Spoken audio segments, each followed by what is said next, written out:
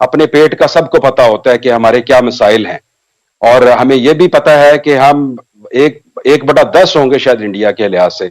कल को अगर न्यूक्लियर वॉर भी होती है तो वो 4 बम पड़ेंगे, हम यहां से हम फारिग हो जाएंगे, इंडिया तो फिर भी शायद काफी बड़ा शायद बच जाए। हम लाते हैं टॉक शोज और अनलिमिटेड एंटरटेनमेंट सिर्फ यूट्यूब पर।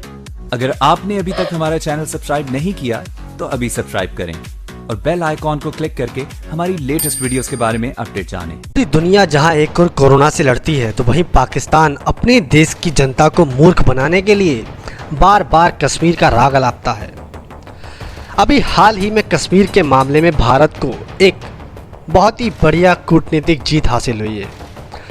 हुआ यूँ कि पाकिस्तान जो गजवाए हिंद की थ्योरी चलाता है, जो जिहाद की पट्टी पढ़ाता है, उसमें वो अपने बैकअप में तालिबान को रखता है। उसको हमेशा ये उम्मीद रहती है कि तालिबान उसके साथ रहेगा और गजवाए हिंद के लिए वो पाकिस्तान का सपोर्ट करेगा।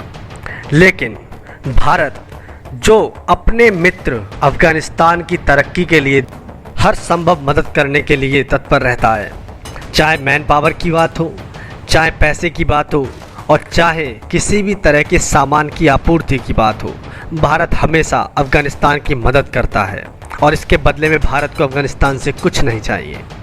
अभी हाल ही में चल रही शांति वार्ता के दौरान तालिबान ने ये साफ कर दिया है कि वो कभी भी गजवाए हिंद की थ्योरी पर काम नहीं करेगा। बस क्या था, और पाकिस्तान की जो ट्विटर जमात है वो बस भारत के खिलाफ प्रोपेगेंडा चलाने के लिए चालू हो गई। जब तालिबान के प्रवक्ता ने देखा कि पाकिस्तान भारत के खिलाफ तालिबान के लिए झूठी बातें चला रहा है तो उन्होंने साफ कह दिया कि कश्मीर भारत का आंतरिक मामला है। तालिबान कभी भी कश्मीर के मुद्दे पर भारत के लिए कुछ भी नहीं कहेगा और ना ही कभी गजवाए हिंद के नाम पर भारत के खिलाफ किसी भी तरह की जंग करेगा। और पाकिस्तान के गाल पर एक तगड़ा तमाचा जड़ दिया। लेकिन पाकिस्तान एक भिखारी मुल्क है। भिखारी और जिहादी मानसिकता वाले इस पाकिस्तान की बुद्धि में ये बातें नहीं घुसती कि भारत एक सुपर पावर है। तो दिखाते हैं वहाँ की मीडिया अब पाकिस्तान की सरकार को और पाकिस्तान को कैसे कोस रही है। चलिए देखते हैं ये रिपोर्ट। भट्टी साहब, G20 कंट्री के अंदर हम जाते हैं भीख मांगने के लिए और बड़ा फख्र से बताते हैं हमें भीख मांगने का बड़ा तजर्बा है ना जी। भीख मांगने का जी इतने 1 साल के लिए उन्होंने हमारा डिले कर दिया। आपको पता है उस G20 के अंदर इंडिया भी बैठा हुआ है। यानी एक साइड पे आप उससे भीख मांग रहे हैं, दूसरी साइड पे आप किस मुंह से उससे कश्मीरियों के हकूक मांगेंगे। जब आपने अपने आप को इस कदर जलील कर लिया है, इस कदर घटिया साबित कर दिया है कि आप भीख मंगे हैं, आपको भीख मांगने के अलावा कोई काम ही नहीं आता, तो आप हकूक की बात कैसे कर सकते हैं यार। रईस साहब, बात यह है कि कश्मीर पर अब बात करते हैं ना तो दिल बहुत दुखता है। अब तो आंसू भी नहीं बचे, शायद वो जो होती हैं सिसकियाँ वो भी दबी दबी होकर ख़त्म होना शुरू हो गई हैं। आप एक तरफ हमारे अपने मुसलमान जो मुल्क हैं वो उनके साथ हमारे साथ खड़े होते हैं, दूसरी जाने वो कहते हैं नहीं जी नहीं, तजारत अपनी जगह है, ये बाकी अब काम अपनी जगह है। उनकी इंडिया के साथ, भारत के साथ अरबों खरबों रुपए के तजारत वो करते हैं, बल्कि अब तो इंडियन उनको गालियां भी देते हैं। जी जी, उनकी बेटियों को, उनकी बहुओं को, उनकी माओ को, उनकी बहनों को गालियां भी देते हैं वो। बिल्कुल ऐसे ही है। अब आपने किया क्या जी कि हम भारत जो कर रहा है, रईस साहब ने भी कहा, आपने भी शुरू में कर दिया, अपना अब्दुल्ला मलिक साहब भी बोल पड़े। देखिए, भारत को रेजिस्टेंस तो है ही कोई नहीं है किसी भी तरफ से। कोई इंटरनेशनल फोरम मुझे बता दें जिसने उसको रेजिस्ट किया हो, कोई इंटरनेशनल लीडर बता दें जिसने ये काम किया हो। और दूसरी बात यह है कि आप देखें कि कश्मीर में, मकबूजा कश्मीर में जिसको हम कहते हैं, उसमें वहां पे टारगेट क्लिनजिंग हो रही है। एथनिक क्लिनजिंग तो अपनी जगह है, टारगेट क्लिनजिंग कर रहे हैं। वो टारगेट करते हैं बंदे को, जिस तरह कराची में माजी में, अल्लाह माफ करे, जिस तरह टारगेट किलिंग हुआ करती थी, ये बिल्कुल उसी तरह वहां पे वो क्लिनजिंग कर रहे हैं। टारगेट करते हैं, पूरा एरिया साफ कर देते हैं, उसके बाद अगले एरिया को पकड़ लेते हैं। वो लोगों में खौफ और रास इस तरह का उन्होंने फैला दिया है। और हम जो हैं, हम सिवाय इसके कि शायद बयान भी आप नहीं देते, नहीं लगते आपको वैसे ये सब जो चीजें, जो माहौल बन रहा है, कह रहे हैं जी कोई बात ही नहीं, अमन ही नहीं है, करतारपुर पकड़े जी। आप हमारे साथ तस्वीर तो खिंचवाएं। वो बहादुर सर्वस उनके प्राइम मिनिस्टर तस्वीर नहीं खिंचाते, हम फार्मर प्राइम मिनिस्टर को पकड़ लेते हैं यार। कोई उनका हाजिर सर्विस क्रिकेटर नहीं आता, हम रिटायर्ड क्रिकेटर को पकड़ के जफ्फियां डाल रहे होते हैं हम।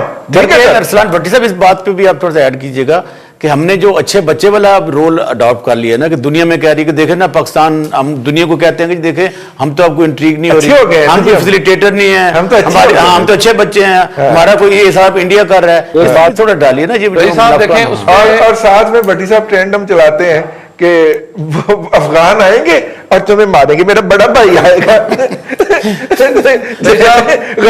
करेगा और तुम्हें मारेगा। मैं इसलिए कहता हूँ जी कि बड़े भाई साहब अगर आ भी गए ना तो वो अपना न्याज में से हिस्सा लेंगे और निकल जाएंगे। बड़े भाई साहब ने पहले हमें रगड़ा देना है यार, वो मसला ये कि पता नहीं है वो यहाँ से।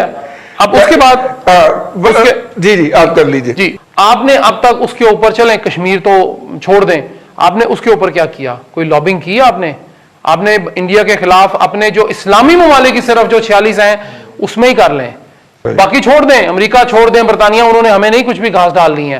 वो तो हमें समझते हैं कि हम लिखते तारीख हैं, ऊपर ही खैरात जाती है। अगर उसको उल्टा कर लें आप तारीख को तो वो खैरात पड़ी जाती है। तो हम तो खैराती लोग हैं, हमें तो ज़कात के ऊपर हमारा गुजारा है। रमजान में आप देख लें जितने इश्तार अस्पतालों के, हर बंदा ज़कात मांगने चला हुआ है। और खुदारा आप कम से कम एक तरफ जो है अपनी कौम को लगा दें कि भाई ये हमारा मसला है। मांगने की तरफ लगाया तो हुआ है पूरी कौम को, टाइगर फोर्स बना दी हमने मांगने के लिए यार। और आप क्या चाहते हैं हमसे? नहीं, एक और हमने काम किया वो अद्वियात से अरबों रुपए नहीं कमा लिए। कैसी बात करते हैं भट्टी साहब? अद्वियात बात यह है कि देखें जी, आप दवाई खाएंगे ना तो आप मरेंगे। आता हूँ आपकी तरफ। दवाई खाएंगे तो आप मरेंगे। उन्होंने कहा कि दवाइयां कम खाएं, महंगी करेंगे तो ये लोग कम खाएंगे और कम होगा। आखिरी बात यह रही साहब कि कश्मीरियों को अगर हम उनकी मॉरल और पॉलिटिकल सपोर्ट नहीं दे सकते तो कम से कम उनकी पीठ पे छुरा घूमना बंद कर दें। बिल्कुल ठीक है, अच्छी बात। और हम यही कर रहे हैं इस वक्त। अपना अगर आपको याद हो चौधरी ज़हीर साहब, जब मुशर्रफ साहब मुसल्लत हुए थे इस कौम के ऊपर, तो उस वक्त कश्मीर के अंदर यही चला था सिलसिला, और वहां पे कश्मीरी मुजाहिदीन के लीडरशिप को चुन चुन के मारा गया था। और उस वक्त भी ये था कि शायद उसके अंदर हमारी भी कोई कंसेंट शामिल थी।